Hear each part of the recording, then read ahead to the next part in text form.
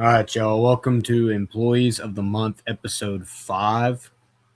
Um, as you can see, I'm by myself tonight, and that's because, well, I'm recording it at night. This will be about lunchtime when I upload it. But as you can see, I'm by myself, and that's because I've had a pretty weird schedule. The last week is what weekend, and it's still kind of weird. And I didn't want to ask anybody to have to work around me. Um, and I'm also not getting really excited tonight. I normally try and speak with a better accent and enunciate my words. Between the wedding last night, let me clarify, not my wedding, one of my best friend's weddings, but between the wedding last night and my brother's high school graduation tomorrow, and some just generally being really tired from all the running I've done. It's gonna be a sort of a low energy episode. Going to try and keep it a little bit shorter. But as you can see, I'm doing London Has Fallen. Now, this movie is one that we did all the way back on May 17th of last year. And it's actually the sequel to the movie Olympus Has Fallen. Olympus Has Fallen was a thriller action adventure of 2013. I actually watched this for the first time in high school.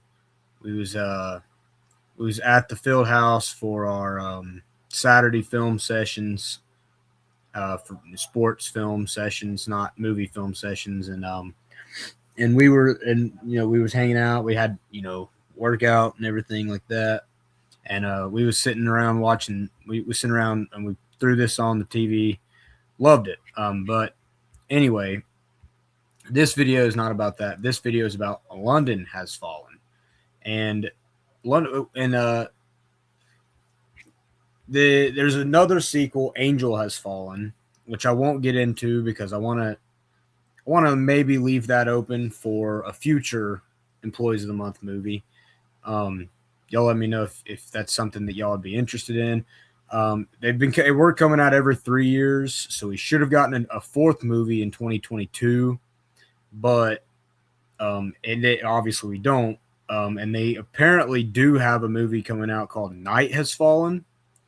And it's supposed to be filming in Bulgaria, so who knows what the setting's going to be.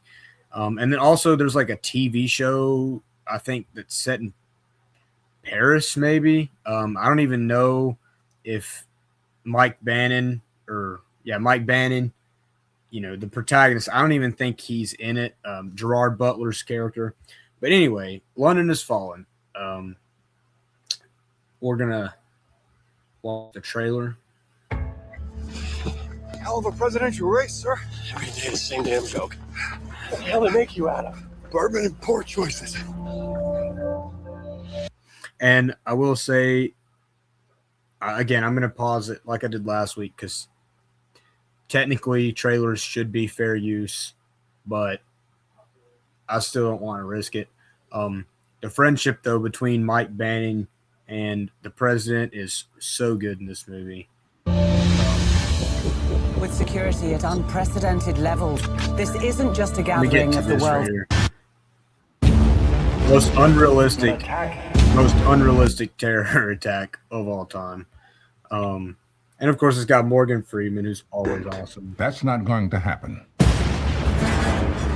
And this moment forward, the CG is nothing to write home about, but still better than what we got in. Still better than what we got, for example, in. It's still better than what we got in, for example, Black Widow, the Black Widow movie. Still better than what we got in that, and some others. Y'all know what I'm talking about. Before he finds the president. We're going to kill him slowly and broadcast it live. Yeah, you should have brought more men. We will find you. And we will destroy you. Mike, we're getting you out. It's a fun movie. It's a fun movie. It's, it kind of reminds you of like the 80s, 90s action movies. Maybe just not quite as fun, maybe a little bit more serious than those movies. Um, you know, obviously you've got like First Blood from the 80s. It wasn't super, I mean, that wasn't just fun. It was obviously a little more serious. It touched on some serious subject matter, but you know, you think about like the Chuck Norris movies, those are just like dumb fun. You know, they don't really touch on a lot of serious stuff. This tends to take itself a little bit more seriously than those movies do. But it's still just dumb fun. Anyway, we've got some more people have reviewed this. The American Hero gave it a 70. JRC90 gave it a 75. Gamer Girl 199, shout out to the 199, gave it a 67. And then our first review was I Miss Good Movies with a 65%. Now, I haven't read these reviews since May of last year. So actually, as of watching this, as of recording this, it's actually exactly 1 year ago. So that actually works out. So I haven't read these reviews in exactly a year. So I don't remember what everybody said. We're just going to jump right into it. I Miss Good Movie says, after the Battle of Thermopylae, King Leonidas ascended to the peak of Mount Olympus, where he was seated at the right hand of Zeus until 2,500 years later. He was called back down to Earth when terrorists threatened the president of the USA. At least I think that's what happened in the two previous entries in this franchise. Olympus was fallen in 300. Anyway, this time around, the British Prime Minister has died, and he's off to London to protect the G7 from terrorists. And I got to say, this is much better than G20. No big surprises, but it does what it needs to. You get exactly what you expect. There's nothing wrong with that. This is Sparta. I mean England. I see what you did there. That's really funny. I gotta give you credit. That whole paragraph right there is pretty funny. And I do have to say though, you didn't have to remind me about G20. I could have so easily forgotten.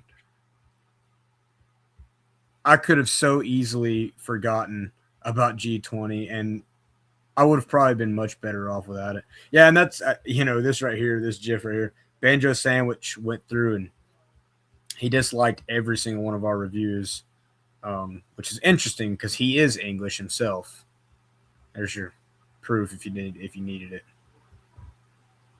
right there. Anyway, next up we have Macarah with a 75. She says, Secret Service agent Mike Banning, Gerard Butler, springs into action to bring U.S. President Benjamin Asher, Aaron Eckhart, to safety. When Asher falls in the hands of the sinister organization, it's up to Banning to save his commander-in-chief from a horrible fate. London Has Fallen is mainly a two-hander between Butler and Eckhart, with some nice bloody moments and fantastic action sequences throughout, including a mega shootout at Somerset House, a mega shootout in the underground, mega shootouts in dark buildings, including the finale in Soho, of all places. I think that's.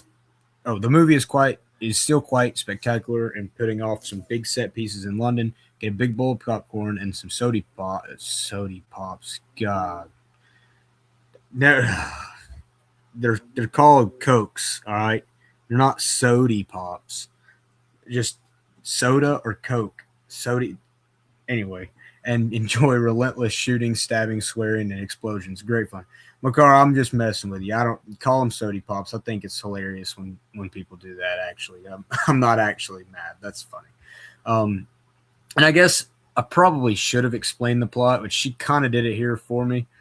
So Olympus Has Fallen is where terrorists attacked the White House and kidnapped the president. And Gerard Butler is there and saves the day. And he's like one-man army, like, for instance, like I previously mentioned, Rambo. And then this movie, on the other hand, they get attacked at the prime minister's funeral. And so the president is actually with Gerard Butler for most of the movie. Excuse me again. And he is basically playing bodyguard. And so it does have a way different vibe. And it's kind of unfair to compare the two, but I will say I kind of prefer the one-man army movies, unless, of course, it's G20. Thanks for reminding me about that. I'm missing movies. But I will say, like she points out here, the buddy moments were really nice. I think I think Aaron and Gerard play really well off each other. And it's not like corny. That's the big thing. It's not corny, um, which is hard to do a lot of the times, especially in today in like the heavily saturated like Marvel, like the Marvel era. Which I guess to be fair, this movie came out in like 2016, so it was before everything became Marvel humor, but it was at the peak of Marvel, so you would still expect to see it a little bit. Um, Kingdom Hearts gamer, shout out, big guy, pretty cool guy. If y'all don't know, if y'all never seen him before, he's pretty cool.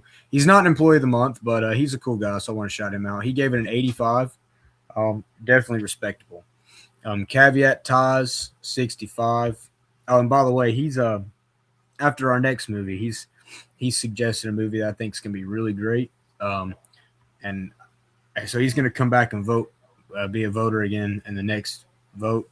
And I won't tell you what the movie is. We're gonna give it fair, but I really do hope his movie wins because I think it'll be really, really good. Anyway, he gives it a 65. Says a solid generic action movie, hits all the beats you want. You want a movie to hit of this type, and doesn't play around with anything else. So many of the character moments are pretty generic and oblivious or obvious. In addition, a lot of the action sequences are low lit. It's hard to know what's going on. All in all, a fun movie, and that's a good point. Like Macarah said, they have a lot of shootouts in the tunnels and whatever, and it is kind of hard to follow sometimes. He says even with Lawrence O'Toole, yes, it was a purpose misspelled. It's a pro-patriotic message, and we don't have crap and terrorists to be thugs. Yeah, exactly. It is slightly, or it is pretty much a very right-wing movie, if we're being honest. The left most of the time, and I got to play really, really lightly, tread very, very lightly, but the left really hates America. I mean, you've got people like Hassan out here actively rooting for. I don't think I can say the name of these groups, but he's actively out there rooting for these groups. The pirates, for example. You all know which ones I'm talking about. Or actively rooting for these, and I get that there's and there's one thing if you're rooting against American intervention, but it's entirely another thing to be actively rooting for the terrorists, and that's just not okay. You should never root, and like there's leftists out here glad that Charlie Kirk was, is no longer with us, and they're Mark Ruffalo posted that picture of Donald Trump in a coffin. Like that's not okay, And this movie is all about protecting the president and saying, hey, terrorists. I don't want to say the actual word. Are really bad, and so unfortunately, this is a right wing movie, but. In my opinion, it should just be a movie that everybody could get behind, but that's just the world we live in today.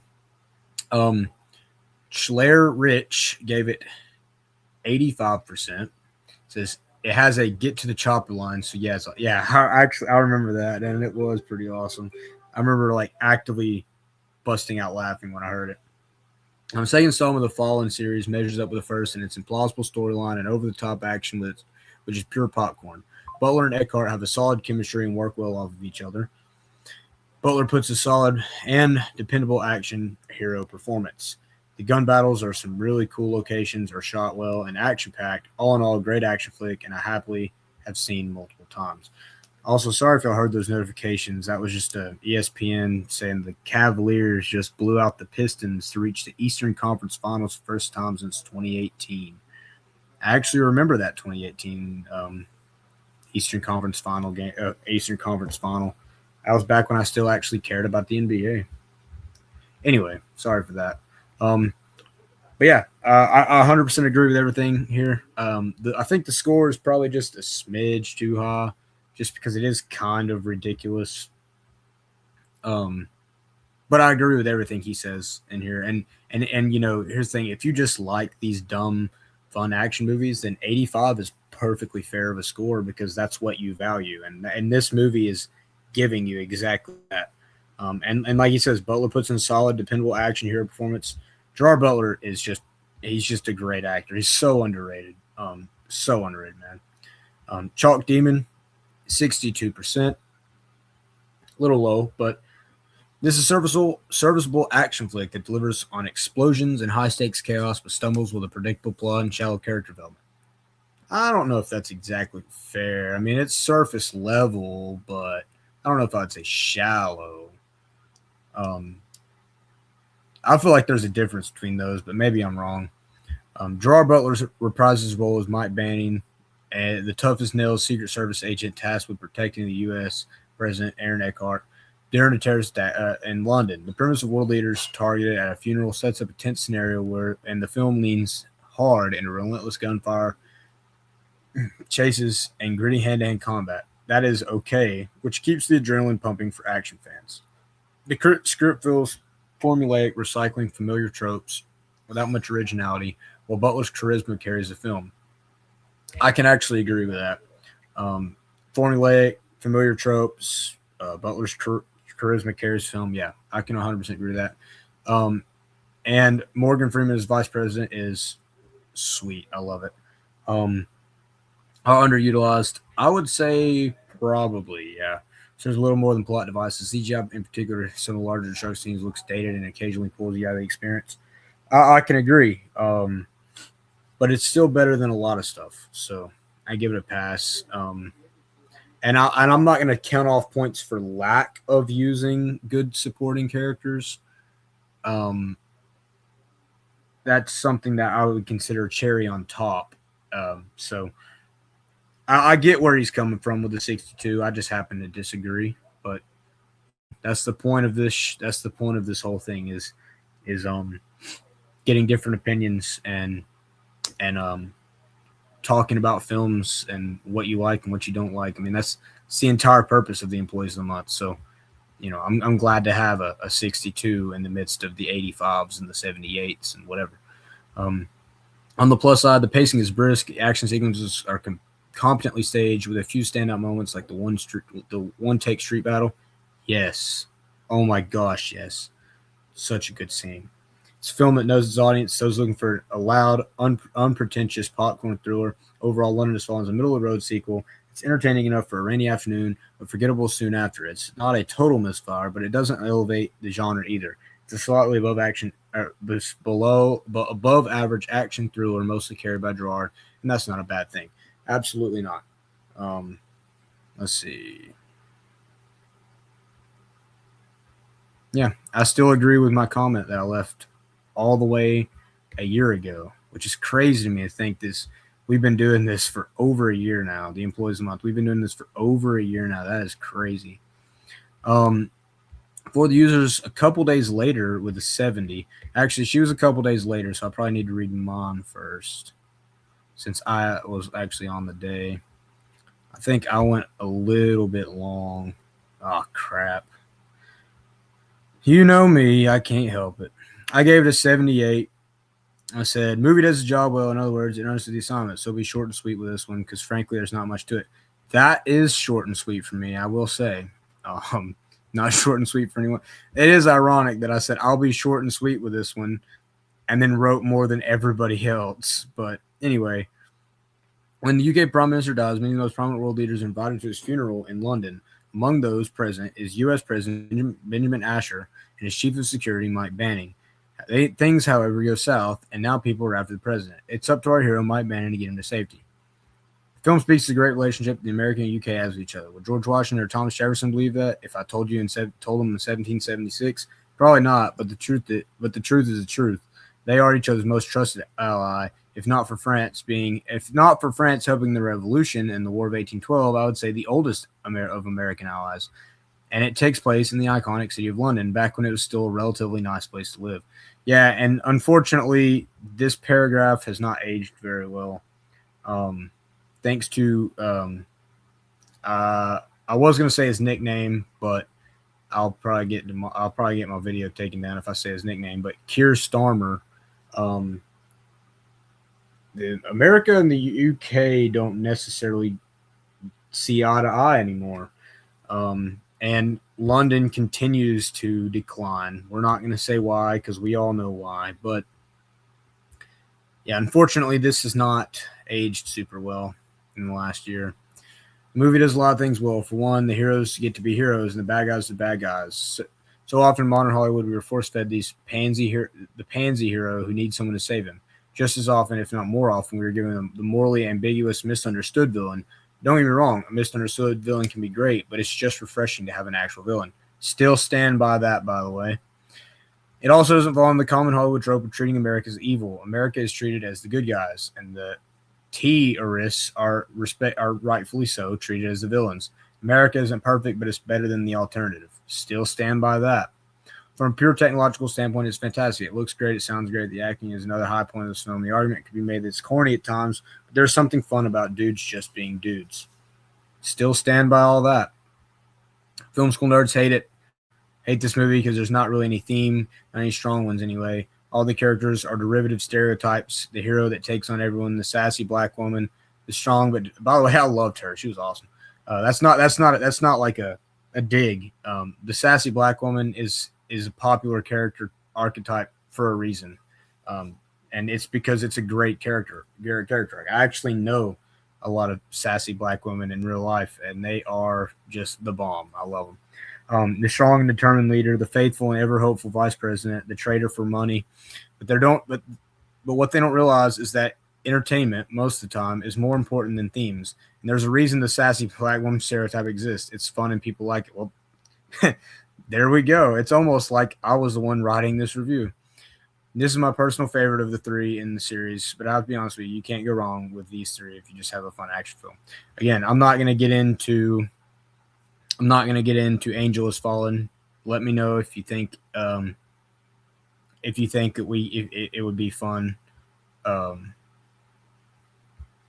If y'all would be interested in doing that for another one. It'd be a fun little thing to do since it's been a year since we watched the franchise. We could return to the franchise. It might be pretty fun.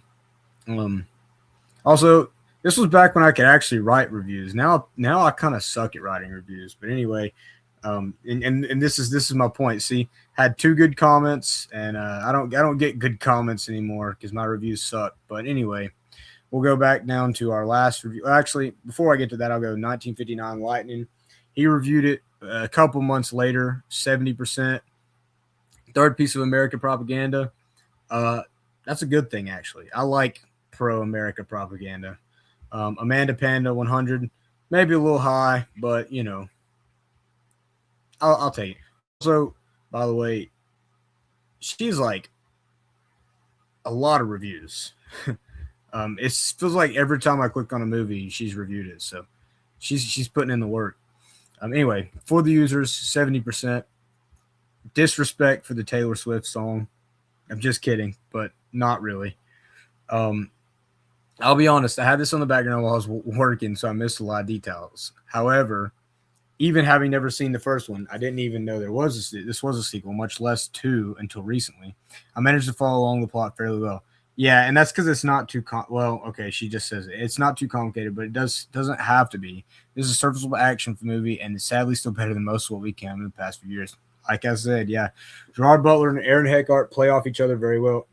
You know what? Me and for the users were thinking on the same brain waves because everything she said is something I've already said while recording this. Gerard Butler, let's see, Morgan Freeman is, as always, wonderful. Again, she just keeps saying exactly what I've said. The terrorists are properly hateful, and the gunfights and explosions are all satisfactorily bombastic. Unfortunately, the first movie in this series isn't currently streaming anywhere, and I have readily accessible. But watching this one has made the entire trilogy far more enticing. Edit because I forgot to say Hazel out. And honestly, we can go look really quickly if you'll give me just a second. Has anybody? So Macarah has reviewed Olympus Has Fallen. I'm looking at it right now, but nobody else has. So actually, we could honestly just review Olympus or rewatch. I mean, like I said, I'll rewatch it, and we could just do Olympus Has Fallen instead. Yeah, actually, that makes more sense because Macarah and Terrapin Reviews have both reviewed Angel Has Fallen. And I'll be honest, I actually like Olympus Has Fallen more than Angel Has Fallen. So let me know if that's something y'all would want to do. Come back to this franchise and do Olympus Has Fallen. It's probably not streaming anywhere, but I can be looking out for it if that's something that y'all want. And speak of the devil, Terrapin Reviews. Rev Ramey, all the way back last year. This was before he joined the Employees of the Month. He says, "Shh, don't admit you've watched something in the background. Just speak with confidence and no one will ever know." True. But yeah, that's the Employees of the Month. That is London Has Fallen. I kept it under 30 minutes. So that's, pretty happy about that. And don't forget about our movie for this week. It is Mr. Smith Goes to Washington. I'll pull up the group here in just a second if the darn Criticless would load. Here we are. Share this tab instead. Mr. Smith Goes to Washington is the movie for this week. Don't forget. And then we'll be doing the movie that Caveat Ties reviewed, hopefully, suggested, because it is very good. So anyway, we'll catch y'all later. Take it easy.